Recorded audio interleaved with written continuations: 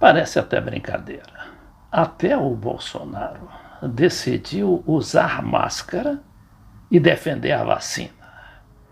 É o medo da reabilitação do Lula e que não assusta apenas as extremas direitas brasileiras, mas sobretudo da América Latina, onde haverá eleições em vários países neste ano e no próximo. Vejamos aqui. No Equador haverá a eleição de segundo turno. No Peru haverá a eleição em 11 de abril, agora, a mesma data do segundo turno do Equador. No Chile também haverá a eleição, no dia 11 de abril, para a Assembleia Constituinte e governadores, e em novembro para a presidência da República. Na Colômbia haverá eleições em 29 de maio de 22 e aqui no nosso vizinho Paraguai, a eleição será em março de 2022.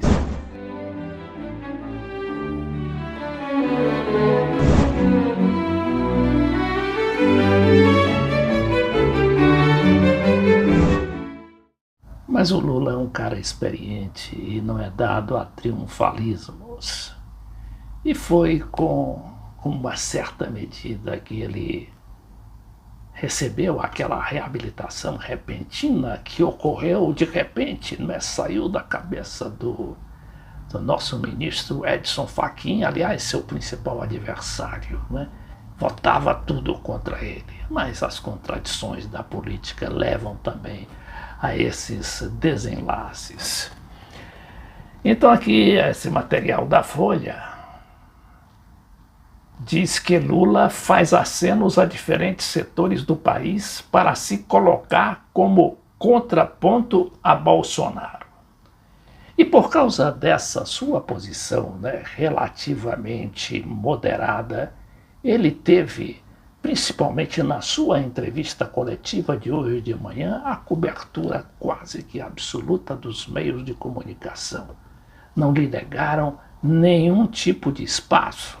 O mesmo se espera do Jornal Nacional logo mais à noite.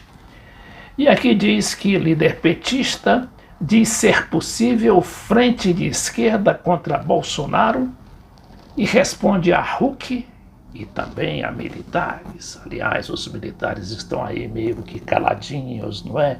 Acabaram os twitters do general Vilas Boas. Máscara é alvo de queixa em entrevista de Lula. Houve uma pequena crítica, né? Porque ele está sem máscara. Claro, como é que ele vai falar de máscara? Não pode, não é? Discurso mostra a tentativa de reconquistar partes perdidas do centro. Não tenham medo de mim, diz o ex-presidente. Então vamos aqui por parte analisar algumas dessas matérias, como essa primeira aqui de capa, né, da Folha. Lula faz acenos a diferentes setores do país. Na primeira manifestação, após conquistar o direito de disputar a eleição, petista ataca Lava Jato e pede que não tenham medo dele. O ex-presidente disse que a verdade prevaleceu e, sem confirmar uma candidatura em 2022, buscou marcar diferenças em relação a Jair Bolsonaro, criticando o presidente pelo desgoverno na gestão da pandemia. Em fala de improviso, sem nenhum tipo de autocrítica às gestões petistas de 2003 a 2010 e de Dilma Rousseff de 2011 a 2016, Lula reiterou ataques ao ex-juiz Sérgio Moro, que o condenou na Operação Lava Jato, e se disse agradecido ao ministro do STF, Edson Fachin, por ele ter cumprido o que a gente reivindicava desde 2016. Fiquei feliz com a verdade, afirmou o petista, que poderá duelar com Bolsonaro nas eleições de 2022. O petista deixou de ser ficha suja com a decisão de Fachin na última segunda-feira. O ex-presidente subiu o tom contra Bolsonaro em diversos momentos e tentou explicar ao presidente como se governa. Este país não tem governo. Este país não cuida da economia, não cuida do emprego, não cuida do salário, não cuida da saúde, não cuida do meio ambiente, não cuida da educação, não cuida do jovem, não cuida da menina da periferia, afirmou. Lula chamou Bolsonaro de fanfarrão e disse a ele qual é o papel de um presidente da República, citando a necessidade de avanços econômicos e sociais em meio à crise provocada pela pandemia e às desconfianças de setores econômicos sobre sua candidatura em 2022. A gente viu aqui que o mercado, naquele dia da reabilitação do Lula, o mercado aí assustou, aumentando o dólar e fazendo a nossa bolsa cair. Mas foi somente naquele dia, pelo visto. Nós temos uma análise da Folha dizendo que o discurso de Lula mostra a tentativa do ex-presidente de reconquistar partes do centro que já teve. Na realidade, ele teve apoio do centro quando foi governo durante 2 mandatos. Petista tenta conciliar tom moderado com críticas agressivas a Bolsonaro.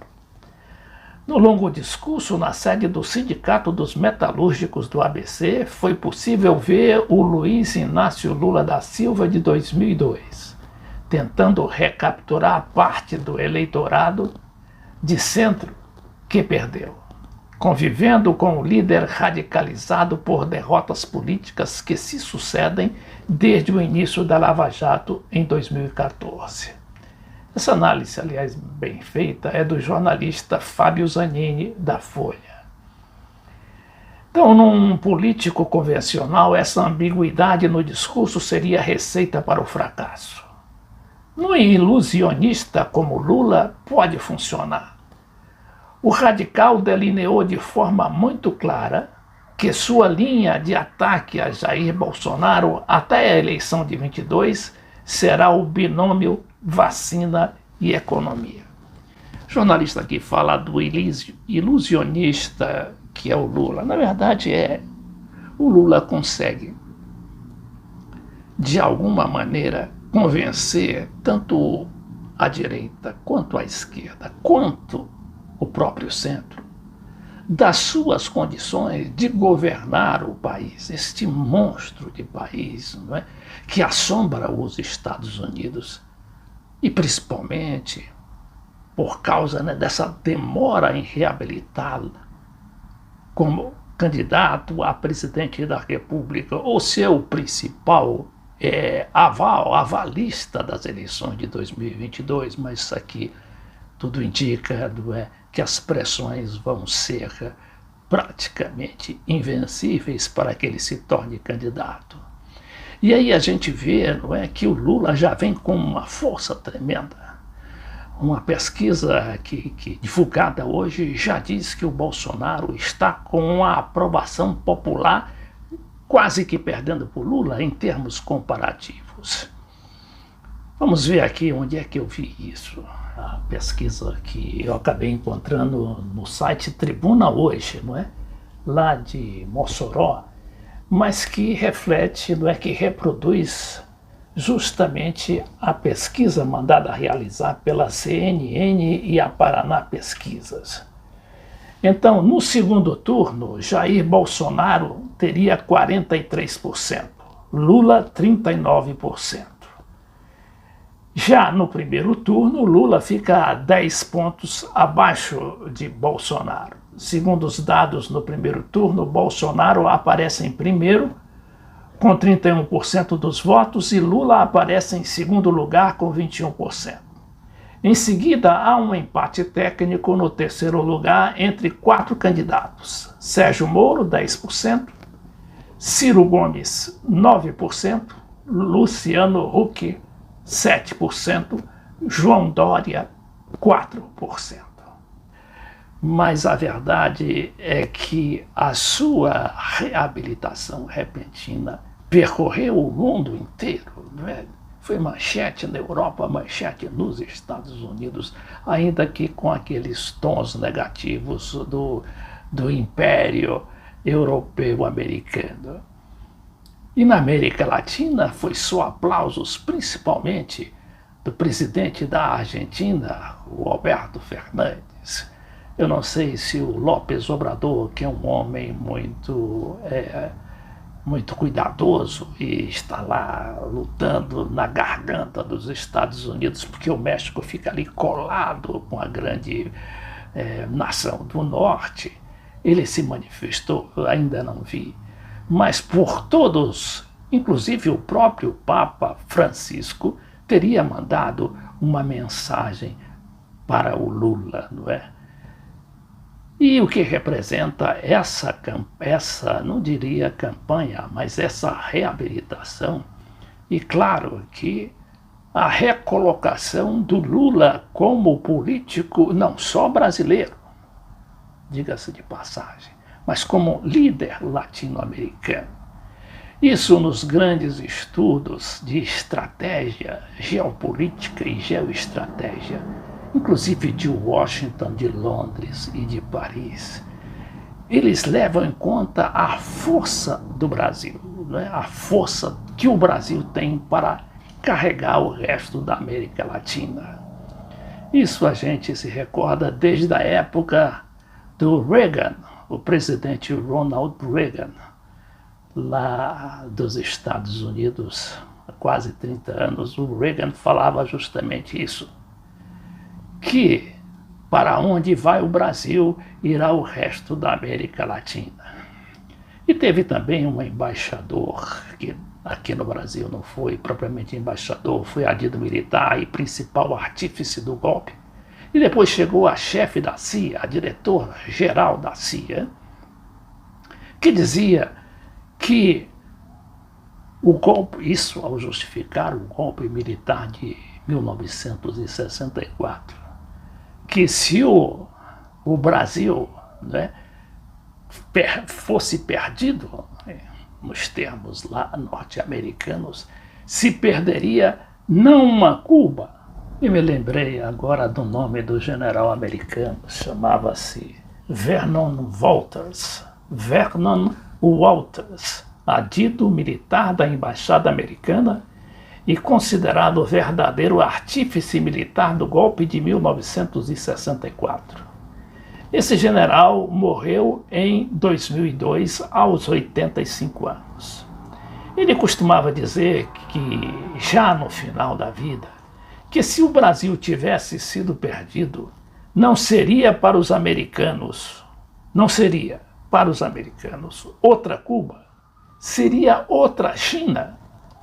Neste contexto, os serviços secretos americanos reforçam sua presença no território brasileiro.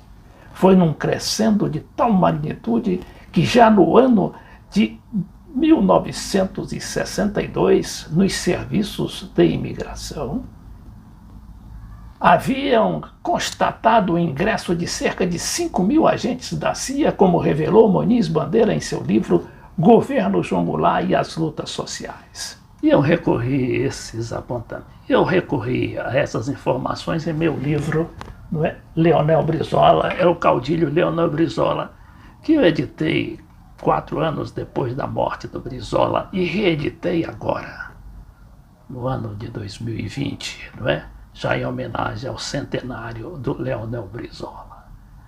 Brizola, que também foi um grande líder latino-americano, mas que, ao contrário do Lula, foi podado de chegar ao poder, justamente por esse imenso poder dos Estados Unidos e da Europa.